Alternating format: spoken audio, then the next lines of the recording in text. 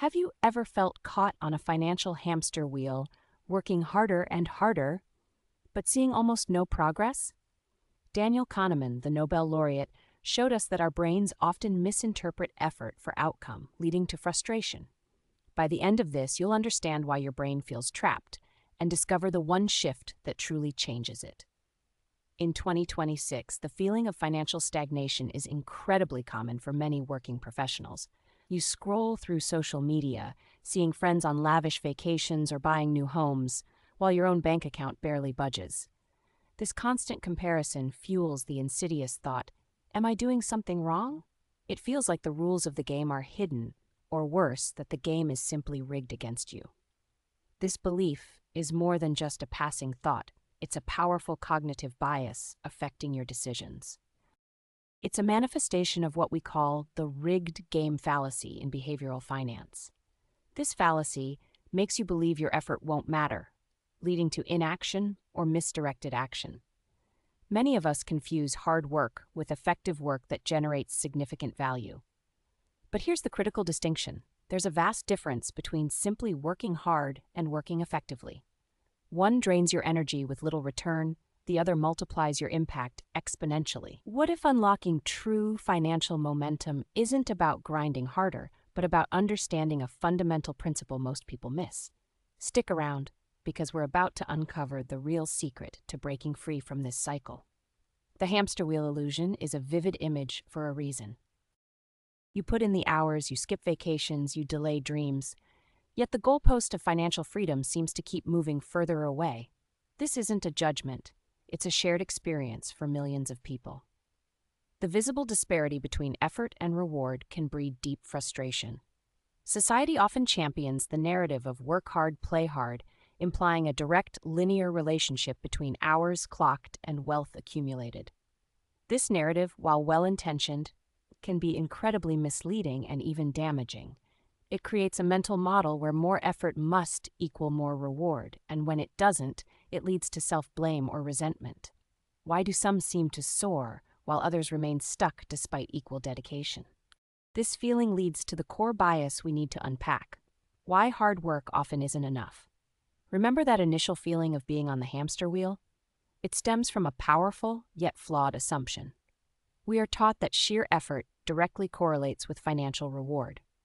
The reality is far more nuanced, and understanding this nuance is your first step off that wheel. We're conditioned to believe that if we just push harder, stay longer, or sacrifice more, success will inevitably follow. But the market and wealth creation operates on a different set of rules entirely. This is where the common understanding of money diverges sharply from how it actually works. But the market doesn't pay for your effort, it pays for value. Value in this context isn't about how much sweat you produce, but about the impact of your contribution. It's about how much you improve someone's life, solve a pain point, or fulfill a desire. Consider two individuals. One toils 80 hours a week at a low-skilled job. The other works 40 hours solving a critical problem for a major corporation. Their income will be vastly different, despite who worked harder. Think of a software engineer who creates an app that saves businesses thousands of hours annually. Their work might involve intense focus for fewer hours, but the value generated is immense. Contrast this with someone performing repetitive manual labor, no matter how diligently they work. This isn't about laziness, it's about the perceived value of their output. The market rewards the scale and impact of the solution, not just the time invested. This distinction is absolutely critical, and it's where most people get stuck. This brings us to the rigged game fallacy, a common mental trap. When effort doesn't translate to reward, it's easy to assume unfairness. It feels personal, like the system itself is conspiring against you. This fallacy is a self-fulfilling prophecy. If you believe the game is rigged, why bother trying new strategies? You stop looking for solutions and instead focus on confirming your bias. This leads to stagnation, resentment, and a deep sense of powerlessness. This belief, however, is a cognitive shortcut. It's easier to blame external forces than to reevaluate internal assumptions. Morgan Housel frequently emphasizes that successful investors understand rules, not luck. The game isn't rigged. Its rules are simply misunderstood by many. This limiting belief fosters a victim mindset, paralyzing action. It prevents you from asking the right questions like, what value am I truly providing, or how can I increase my impact? The real rig is in our own minds, in the outdated mental models we cling to. But here's where the real opportunity lies. Once you shed this belief, a whole new world of possibilities opens up. And I'll show you exactly how to tap into that potential in just a moment. You might be asking, if it's not effort, what is it? The answer lies in understanding what wealth truly is. Wealth isn't just a pile of money in a bank account. It's a direct measure of the value you create for others. It's a representation of the solutions you provide, the needs you meet, and the desires you fulfill. Money is merely a medium of exchange. It's a token given in return for something perceived as valuable. Think of it this way. A surgeon earns a lot not because they work harder than a teacher. Their skill solves an urgent, high-stakes problem for an individual. That problem's perceived value is incredibly high. Consider a successful author. They don't get paid for the hours they spend writing. They get paid for the escape, the knowledge, or the emotional connection their words provide to thousands, even millions of readers. The perceived value of that experience is what drives their income. Or a brilliant marketer who helps a small business reach a wider audience. Their value isn't in the number of emails sent, but in the increased revenue and brand recognition they generate. This principle applies across every industry and every level of income. So what's the secret to creating high value? The core equation of wealth is surprisingly simple. Wealth equals your ability to solve problems for others, ideally at scale. This is the profound pivot point in understanding money psychology. When you solve a problem, you create value.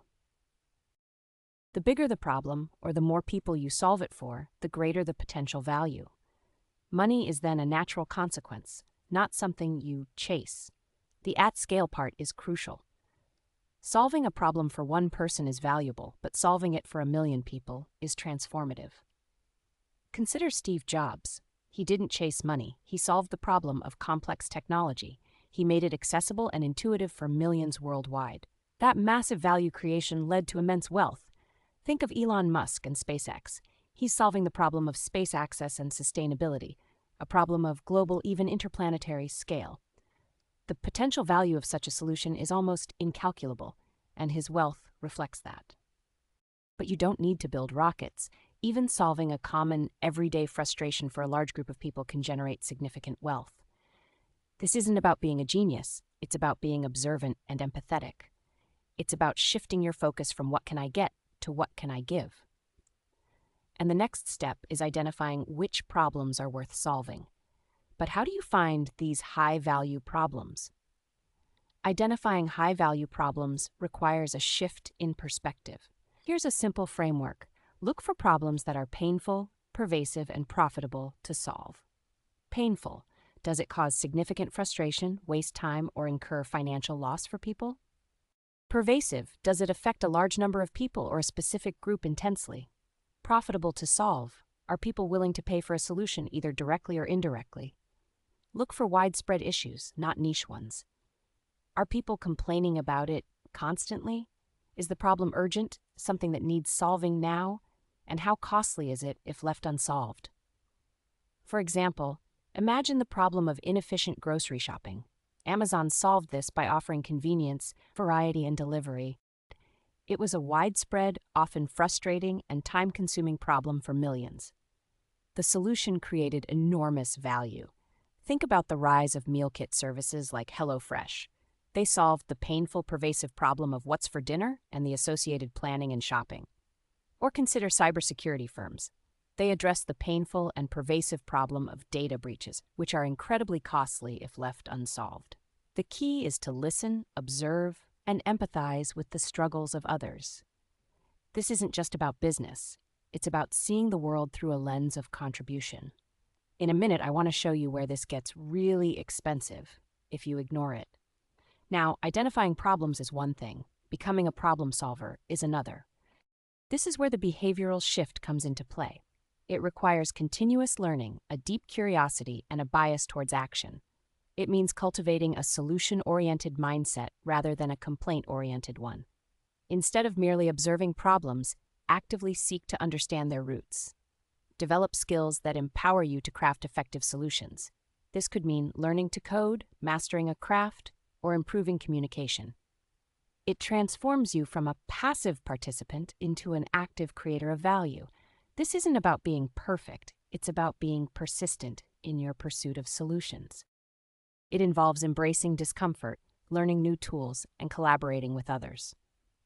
The biggest mistake people make here is waiting for permission or the perfect idea. The truth is, most successful solutions start small and evolve through iteration.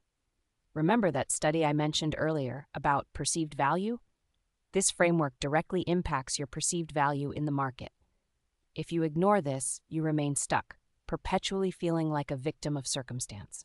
You'll continue to expend effort without seeing the proportional reward, reinforcing the rigged game fallacy. This is the expensive part I mentioned earlier. The cost of inaction, the cost of a stagnant mindset. But there's a powerful way to reverse this trend, starting today. So, how do we redefine your financial future with this new understanding? It begins with internalizing this paradigm shift. True financial freedom isn't about external factors or luck. It's about your mindset, your willingness to see challenges as opportunities. It's about focusing on what problem can I solve, instead of how can I make more money. This new lens reveals opportunities everywhere. It empowers you, regardless of your current circumstances or starting point. The power of this mindset shift cannot be overstated. It moves you from a position of scarcity and frustration to one of abundance and agency. Instead of chasing money, you're building a system that attracts it naturally. It's about identifying a need and filling it with ingenuity. Imagine waking up each day not dreading work, but excited by the potential to make an impact. This isn't a pipe dream. It's the natural outcome of aligning your efforts with genuine value creation. This isn't just about financial goals, it's about a fulfilling path. It means becoming indispensable, not just busy. It means your income becomes a reflection of your positive influence on the world, not just hours traded for dollars. It's realizing that your highest value lies in your unique ability to contribute. This isn't just a theory, it's a proven path taken by countless successful individuals throughout history. This shift transforms how you view your work, your career, and your future. It's a fundamental change in your relationship with money. And the best part? You can start applying this principle right now in your current role or in a new venture. The key is to stop asking, "What do I want?" and start asking, "What does the world need that I can provide?" So what's the lasting takeaway from all of this? Stop chasing money and start solving problems. Wealth is not about how hard you work, nor is it a rigged game. It's a direct reflection of the value you create by solving meaningful problems for others. The actionable shift is simple. Redirect your focus from income goals to problem identification. Actively look for inefficiencies, frustrations, or unmet needs around you, then channel your skills into crafting solutions. When you approach the world as a problem solver, money becomes a natural byproduct, not a relentless pursuit. Start small. Identify one friction point you can smooth out in your work or home life today. That single shift is the first step towards a profoundly different and more fulfilling financial future. This video is for educational purposes only, and not financial advice.